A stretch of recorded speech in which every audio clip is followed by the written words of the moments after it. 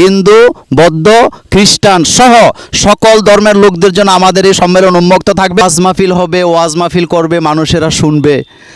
কেরাত সম্মেলন কেন? আপনি যদি ঈমানকে বৃদ্ধি করতে চান চলে আসুন দনুয়াখলা কেরাত সম্মেলনে। এই সম্মেলন শুধু পুরুষের জন্য নয়, নারীদের জন্য।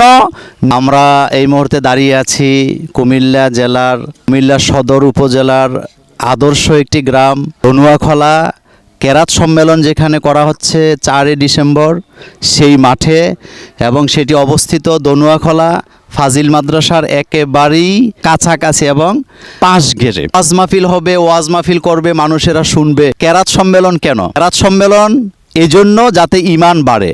আল্লাহ পাক বলছেন ইজা তুলিয়াত আলাইহিম আয়াতুহু জাদাতহুম ঈমানা। তাদের কানে যখন কোরআনের আওয়াজ শুনিয়ে দেওয়া হয়, তেলাওয়াত শোনানো হয়, তাদের হৃদয়ের ঈমানকে আমি আল্লাহ আরও বৃদ্ধি করি। সুতরাং আপনি যদি ঈমানকে বৃদ্ধি করতে চান চলে আসুন দনুয়াখলা কেরাত সম্মেলনে। এই সম্মেলন শুধু মুসলিমদের সম্মেলন নয়, আমরা দাওয়াত দিচ্ছি বাংলাদেশের যত ধর্মের লোক আছেন, হিন্দু, বৌদ্ধ, খ্রিস্টান সহ সকল ধর্মের লোকদের জন্য আমাদের এই সম্মেলন উন্মুক্ত থাকবে। আপনারা চলে আসুন, আপনারা কোরআনের সৌন্দর্য উপভোগ করতে পারবেন ইনশাআল্লাহ।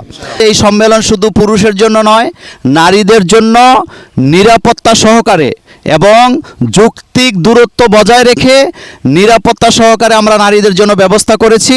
আপনারা চলে আসুন ইনশাআল্লাহ। আমার মা বোনেরা বসার জন্য এবং তাদের চলাফেরার জন্য আমরা ঈদগাতে জায়গা করেছি। আপনারা দূরবর্তী জায়গায় বসেই কোরআনকে শ্রবণ করতে পারবেন ইনশাআল্লাহ।